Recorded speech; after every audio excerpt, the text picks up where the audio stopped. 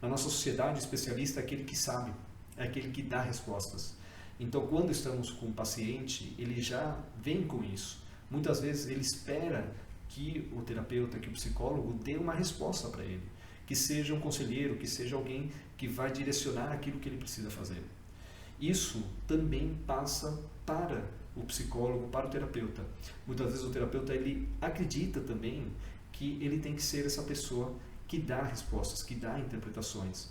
Porém, essas interpretações, se elas não são ligadas àquilo que a pessoa carrega e traz a sua história de vida, se não estão conectadas dentro daquilo que é a pessoa, pode criar um distanciamento na relação terapêutica, onde a pessoa pode até se ofender sobre aquilo que está sendo dito.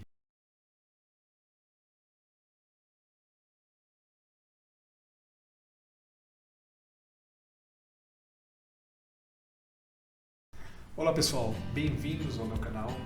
Meu nome é Tomás, eu sou psicólogo clínico, também sou professor universitário, tenho doutorado e mestrado em psicologia clínica. E para quem está começando a acompanhar o meu canal, eu trago um conteúdo ligado à psicologia fenomenológica, à fenomenologia, à psicologia clínica, à psicoterapia, à psicopatologia. Bom, e hoje eu vou falar sobre o ser humano ser complexo demais. Então hoje é um conteúdo que eu estou trazendo para vocês de especial interesse para quem é terapeuta, para quem é psicólogo, para quem é estudante também de psicologia que se interesse pelo modelo fenomenológico. Então vamos lá. O ser humano é complexo demais. E como assim? Se a gente vai olhar para o ser humano, ele é sempre um ser singular, porém, todo ser humano tem questões, tem certos aspectos em comuns, tem aspectos universais que a gente pode observar em todos os seres humanos. Por exemplo, todos nós temos um corpo. Todos nós também temos a consciência de estar no agora, no presente. Todos nós nos relacionamos com outras pessoas e com nós mesmos. Todos nós viemos de uma família, nascemos num lugar específico, numa cultura, numa sociedade. Todos nós temos uma história de vida e todos nós fazemos escolhas. Esses são os aspectos gerais, são os aspectos comuns, imutáveis do ser humano. Mas a partir daí, cada ser humano é único. Cada ser humano tem uma forma de lidar com o mundo que tem a ver com a sua história de vida, que tem a ver com as experiências que a pessoa passou, que tem a ver com o núcleo familiar, com o meio sociocultural que a pessoa esteve inserida, que tem a ver com as influências de crenças que ela foi absorvendo no meio disso tudo, que tem a ver com momentos de prazer, de sofrimento, que tem a ver com traumas. Tudo isso vai dando uma forma única daquela pessoa ser no agora. E além disso, o ser humano também tem uma essência ética. Essa essência ética também é comum. Todos temos. E nessa conjuntura de todas essas variáveis, temos a singularidade, que é um aspecto único de cada ser humano. Então, mas o que fazer se o ser humano é tão complexo? Como eu, como sendo um psicólogo, um terapeuta, como eu consigo me aproximar? Como eu consigo ajudar essa pessoa na sua complexidade, na sua singularidade, para ela lidar com as questões da sua vida, para ela poder se curar de transtornos mentais, para ela poder mudar questões da vida dela que ela queira mudar, que ela queira melhorar como ser humano. Bom, eu vou mostrar para vocês hoje como ou quais são os pontos principais, fundamentais dentro de uma terapia, de uma clínica fenomenológica, para poder nos aproximar e ajudar esse ser humano que é muito complexo. Então, o primeiro ponto que a gente precisa reconhecer a diferença entre a fenomenologia e os outros modelos explicativos. Então, para começar, a fenomenologia é um modelo compreensivo. Aí a gente já vai perceber uma grande mudança sobre a maneira de estar na presença, da maneira de como o terapeuta, o fenomenólogo, ele se coloca na no contexto clínico, no contexto terapêutico, na relação terapêutica. Isso em relação aos modelos explicativos. E aqui é importante ressaltar algo, que essa forma de estar, de se colocar perante o outro de forma fenomenológica, na atitude fenomenológica, que é um conceito que vou trazer vídeos também mais para frente, falando apenas dessa atitude. Hoje eu vou colocar alguns pontos que são dela, mas que vamos olhar de maneira mais ampla. Então, qual que é a questão? Que nessa atitude de se colocar para o outro, isso traz benefícios também para os modelos explicativos. Então, se você se identifica mais com modelos da ordem explicativa, não faz mal. Você pode pegar essas questões que eu vou colocar nesse vídeo, porque isso vai ajudar também você a aprimorar a sua clínica terapêutica. Então, só um adentro aqui. Você que está gostando do conteúdo, você que está acompanhando os canais, se inscreva no canal, dê like também se achar interessante esse conteúdo, compartilhe, isso ajuda muito ao canal continuar se propagando dentro do meio do YouTube, tá? Então, seguindo aqui, qual que é a diferença entre o modelo compreensivo com o modelo explicativo? Então, no modelo compreensivo, eu vou me colocar de uma forma a olhar o fenômeno que se apresenta a mim. Nesse caso, o fenômeno é o paciente, é o cliente. Então, eu vou me colocar no lugar, como terapeuta, de dar essa abertura. É um estado de presença na qual eu permito que o outro se mostre como ele é. Isso vai abrir um campo de exploração muito rico. E qual que é a questão aqui? A diferença dos modelos explicativos, que eu já tenho uma teoria por trás que vai me guiando, que vai me direcionando, eu como terapeuta, no modelo compreensivo não é assim. No modelo compreensivo, quem vai guiar, quem vai direcionar é o próprio paciente, o próprio cliente. É ele que vai trazer aquilo que importa para si. É ele que vai colocar as questões que vão ser desenvolvidas durante a sessão de terapia. Vocês veem que aqui já começam a haver algumas mudanças importantes da forma como ir lidando com o contexto da clínica. E como o ser humano é complexo demais, e devido a ser muito complexo, carregar toda uma teoria para tentar explicar esse ser humano também vai levar a um estado de presença durante a sessão, onde o terapeuta ele pode se sentir muito carregado por essa teoria. Na fenomenologia, eu estou livre de uma explicação. Eu tenho que me colocar lá na presença daquilo que acontece, daquilo que a pessoa vai trazendo.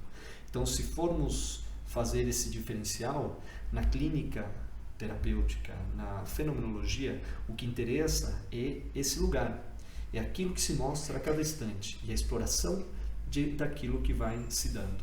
Então, quando vemos o ser humano a partir desse olhar compreensivo, vamos vendo que fica bem mais fácil a exploração sobre a complexidade dele. Por quê?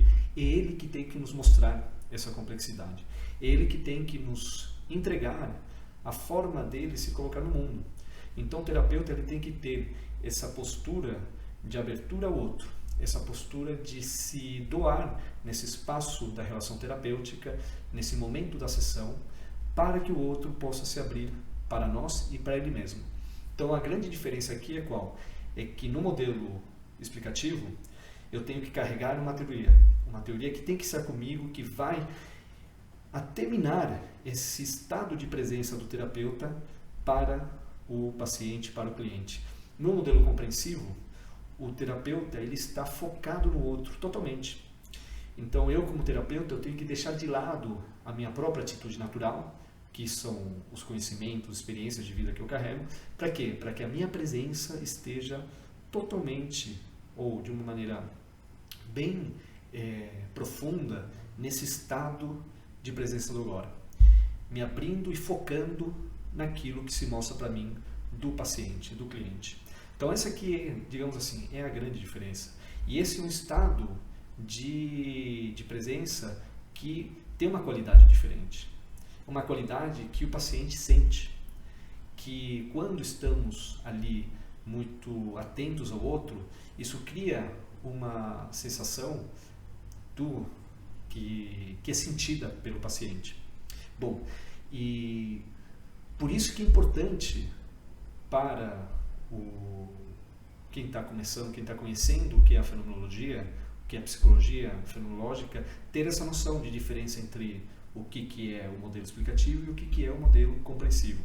Então, primeiro ponto que eu vou trazer agora, de 3 pontos sobre algumas dificuldades que tem dentro do modelo explicativo e que na fenomenologia a gente acaba fazendo de outra forma, é o primeiro, o vício de dar explicações, o vício de ter que dar interpretações. Então, vemos que no modelo explicativo, eu vejo o ser humano e eu enquadro ele dentro daquilo que a teoria fala. Qual que é a dificuldade ou qual que é o problema de fazer isso? Que muitas vezes a gente acaba se afastando daquilo que o paciente está trazendo. Quando eu falo me afastando, eu digo sobre as questões mais importantes para ele. Quando eu vou buscar uma teoria, o que a pessoa está trazendo, eu posso estar me distanciando daquilo que é realmente importante para a pessoa. Então aqui, esse é um dos pontos. O segundo ponto é que dentro do vício da explicação, é algo que vem já de uma construção que a gente tem de profissional, uma construção que a gente tem sobre o que é ser especialista. Na nossa sociedade, o especialista é aquele que sabe, é aquele que dá respostas.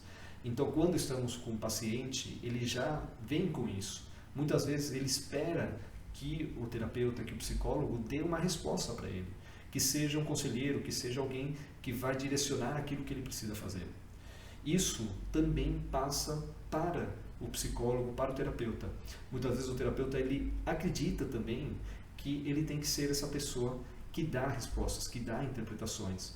Porém, essas interpretações, se elas não são ligadas àquilo que a pessoa carrega e traz a sua história de vida, se não estão conectadas dentro daquilo que é a pessoa, pode criar um distanciamento na relação terapêutica, onde a pessoa pode até se ofender sobre aquilo que está sendo dito. Também pode fazer com que a pessoa se ofenda por não ter, talvez a pessoa não se identifica com aquilo que está sendo dito, ou talvez não é o momento de trazer essas questões, não é um momento relacional, não é um momento que a pessoa ainda tem abertura para lidar com essas situações. Daí que esse primeiro vício da explicação pode também criar esse afastamento e criar uma dificuldade no processo terapêutico. Segundo ponto, desconforto ao se colocar no não saber. Então, esse é um ponto muito, diria, pertinente ou especial do fenomenólogo, que o fenomenólogo ele tem que se colocar nesse lugar. Porém, para quem é de um modelo explicativo, não é fácil se colocar perante situações que a pessoa não conhece, que o terapeuta não conhece.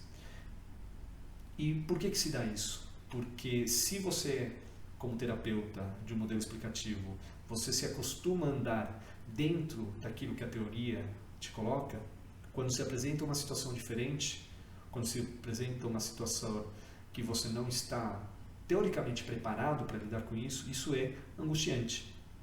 Então, esse segundo ponto acaba levando o quê?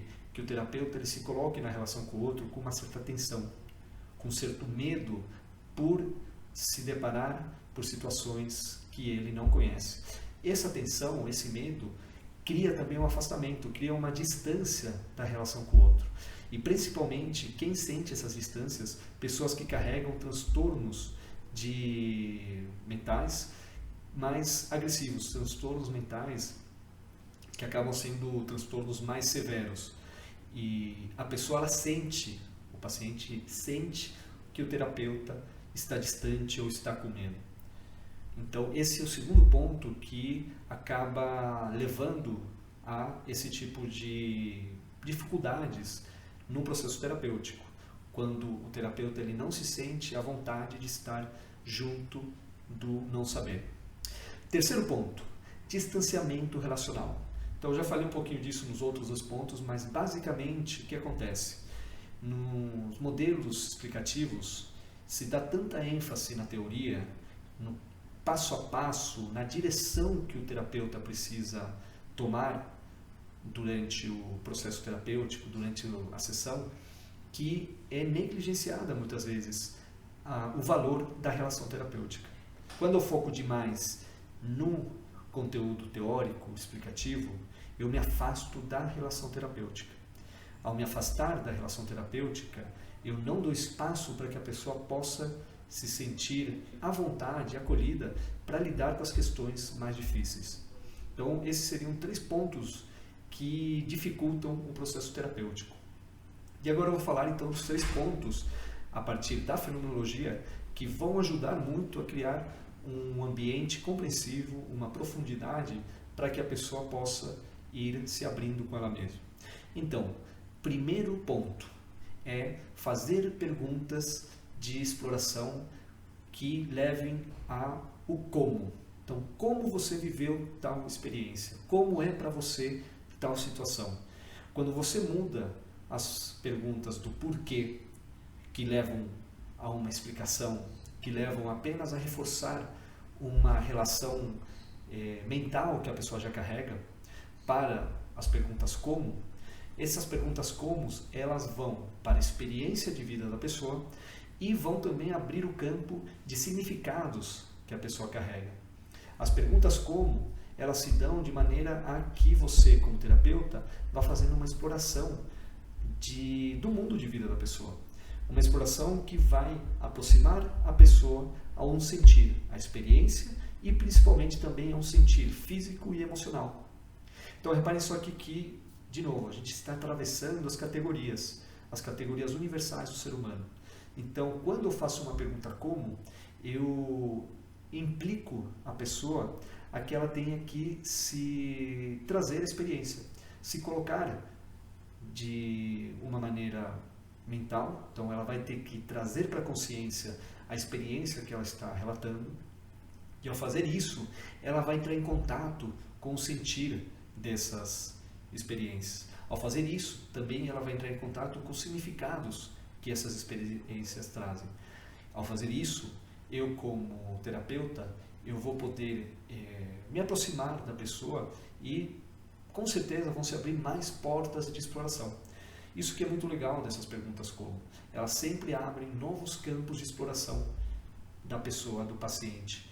E na medida que vão se abrindo esses campos de exploração, a gente vai tendo uma maior qualidade dentro daquilo que a gente vai aprendendo de como é aquela pessoa. Então, esse é outro ponto importantíssimo. As perguntas como levam a tirar rótulos sobre questões que muitos pacientes já carregam ao se olhar dentro de um transtorno mental, dentro de algum diagnóstico, dentro de alguma forma de se ver, eu sou assim, eu sou assado.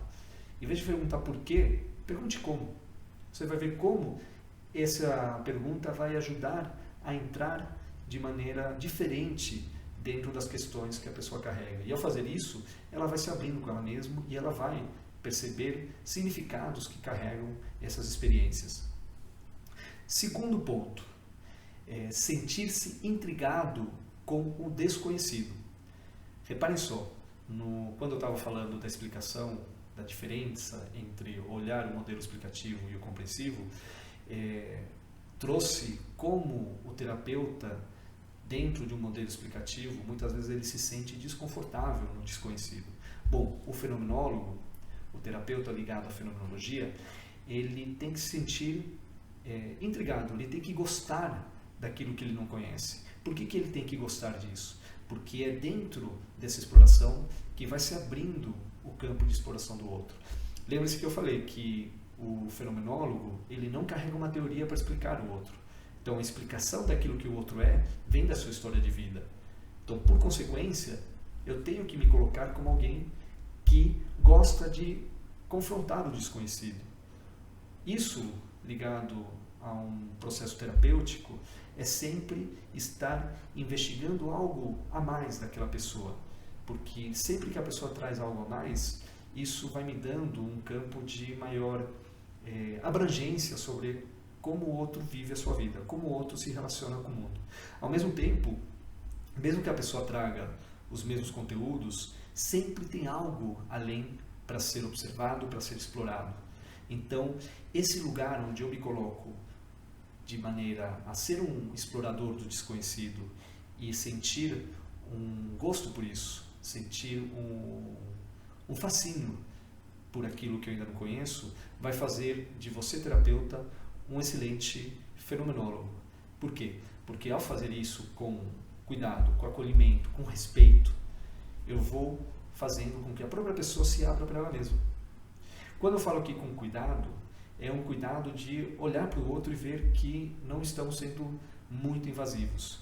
Então, sempre fazendo as perguntas dentro do que a pessoa traz, dentro daquela narrativa, daquilo que ela está contando, porém, fazendo perguntas perguntando para o outro se ele me permite fazer essa indagação. Então, esse é o lado do cuidado. O lado do respeito é respeitar o tempo do outro. É respeitar o momento ou momentos que a pessoa fala, olha, eu ainda não estou preparado para falar desse tema que eu possa ter referido. Isso vai se dar também dentro daquilo que é a relação terapêutica, que esse é o terceiro ponto que eu vou trazer aqui, que é a implicação na relação terapêutica. Para a fenomenologia, a relação terapêutica é aquilo que mais importa dentro de um contexto clínico, dentro de um processo psicoterapêutico. Então, a relação terapêutica é o quê? Esse estado de relação que é criado entre o paciente-cliente e o terapeuta. Isso é uma relação humana, é uma relação verdadeira, porém, é uma relação para o outro. É uma relação onde o terapeuta se coloca à disposição do outro. Isso é diferente de uma relação fora, num contexto clínico profissional. Porque num contexto fora, numa relação que não tem a ver com o contexto clínico profissional, eu vou me colocar numa relação onde eu também vou exigir do outro. Eu posso me doar, mas eu também quero coisas do outro. Na relação profissional, na relação terapêutica, na relação dentro do contexto clínico, eu como terapeuta, eu vou me colocar para o outro. Eu estou lá doando a minha humanidade, a minha presença humana, focando no outro. Fazendo isso, eu tenho que deixar de lado a minha própria atitude natural.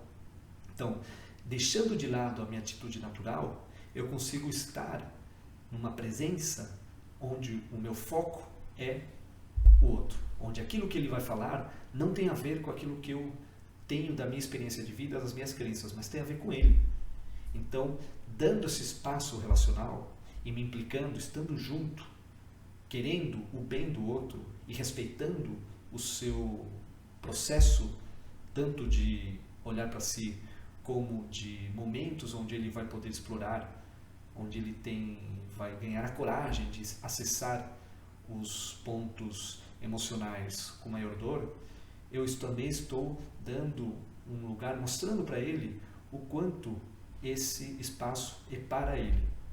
Outro ponto importantíssimo dentro desse respeito é respeitar as escolhas do outro. Em que sentido? Eu posso até achar que o melhor para o meu paciente seria fazer algo em relação a uma situação que ele traz.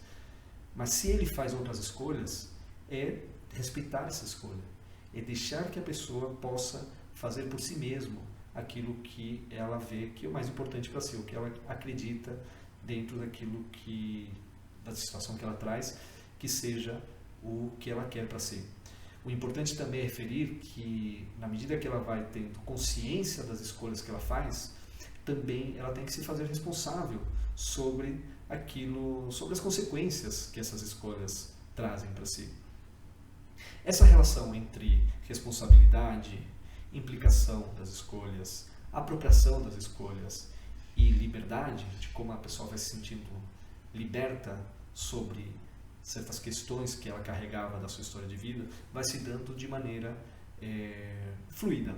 Na medida que a pessoa ela vai ganhando consciência sobre o seu lugar no mundo, sobre a direção que ela quer tomar na sua vida e sobre aquilo que ela carrega do seu passado, que a limitam sobre essas questões, ela vai tendo uma maior sensação de liberdade e também, por consequência, ela vai se sentindo mais responsável sobre si mesmo. Então, como aqui a questão é que a relação terapêutica é um espaço onde a pessoa ela vai se sentir acompanhada pelo terapeuta, vai se sentir acolhida dentro daquela forma que ela é, daquilo que ela carrega de si, e que muitas vezes ela não se sente assim fora nas relações fora do contexto terapêutico.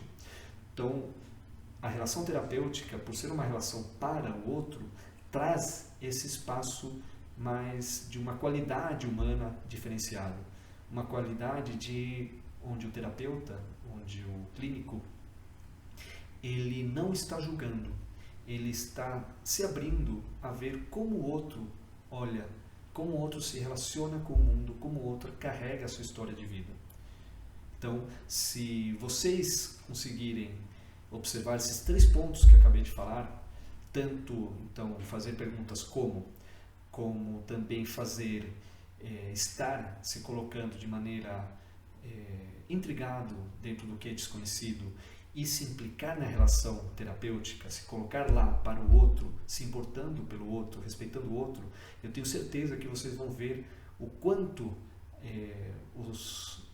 a relação com seus pacientes, o processo terapêutico dos seus pacientes vai melhorar. E agora eu estou falando isso não apenas para os fenomenólogos, eu estou falando isso para também qualquer terapeuta ou psicólogo de outras linhas, porque esses 3 pontos eles podem ser também absorvidos em outras formas de atuar.